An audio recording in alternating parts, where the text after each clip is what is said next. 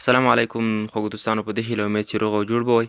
د انګلیسي زده کړې پروګرام په نوې ویډیو کې درته هرکلی وایم. په دې هیله امید چې تېرې شوې ویډیوګانې به تاسو کتلې وي او مفیدې به درته تمامې شوې وي.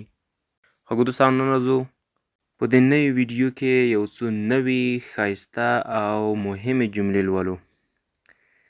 تاسو خوږو ملګرو، تاسو ویډیو تر پایه پورې وګورئ او ویډیو په منځ کې دروئ مه. انشاءالله چې ډېر څه به تاسو ورڅخه زده کړئ. لومړی تاسو داسې وکړئ چې که چېرته د یولي ټیچر یوټیوب چینل تاسو نه یې سبسکرایب کړی، نو په ډېرې مهربانۍ سره د یولي ټیچر یوټیوب چینل تاسو سبسکرایب کړئ، څو هر درس چې موږ په یوټیوب چینل ته پورته کوو تاسو ته دررسیږي او له درس څخه به تاسو پاتې کېږئ نه. راځو په درس باندې پیل وکړو. لومړۍ مهمه جمله دوستانو، دې ته پریزل ورب هم ویل کېږي. پریزل ورب کوم چې د انګلیسي ژبې په ګرامر کې ورته پریزل ورب ویل کېږي، خو موږ تاسو له هغې څخه تېرېږو ځکه چې شاید بعضو دوستان د ګرامر سره لږ غوندې مشکل ولري. له همدې وجې موږ خپله ساده کلمه ورته استعمالوو چې جملې، تر څو تاسو ته اسانه وي خبره.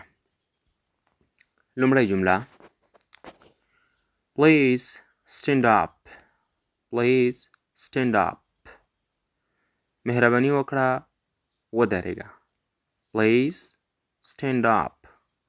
مهرباني وکړه ودرېږه. دوهمه جمله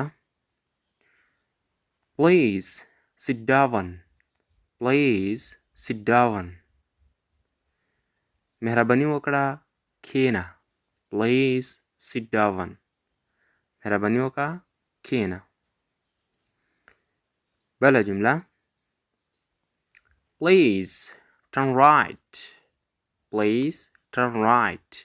یا فقط تاسو ساده هم ویلی شئ turn right. ښي طرف ته وګرځه. turn right. ښي طرف ته وګرځه.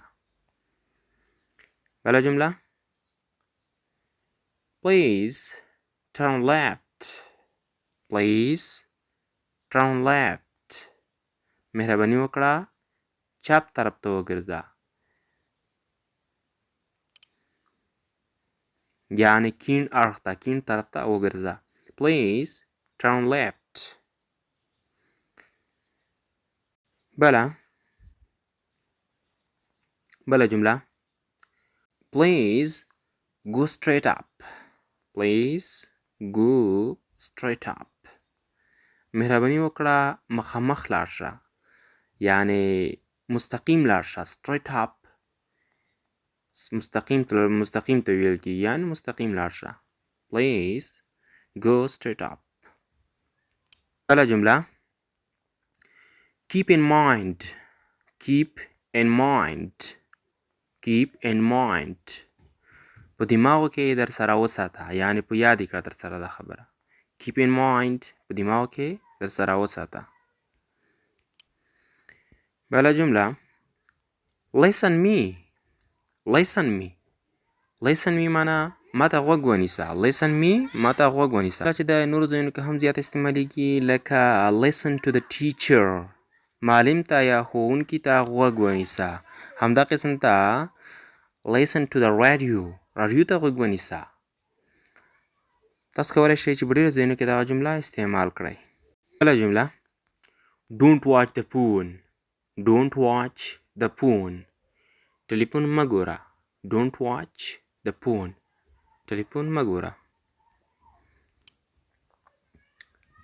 بله جمله Please wash your car. Please wash your car. مهرباني وکړه خپل موټر دې ومینځه یا پرېمینځه. مهرباني وکړه خپل موټر دې پرېمینځه. همدا ډول تاسو کولی شئ دا جمله په نورو ځایونو کې هم استعمال کړئ، لکه Please wash your hands. مهرباني وکړه لاسونه دې پرېمینځه. Please wash your face. مهرباني وکړه مخ دې پرېمینځه.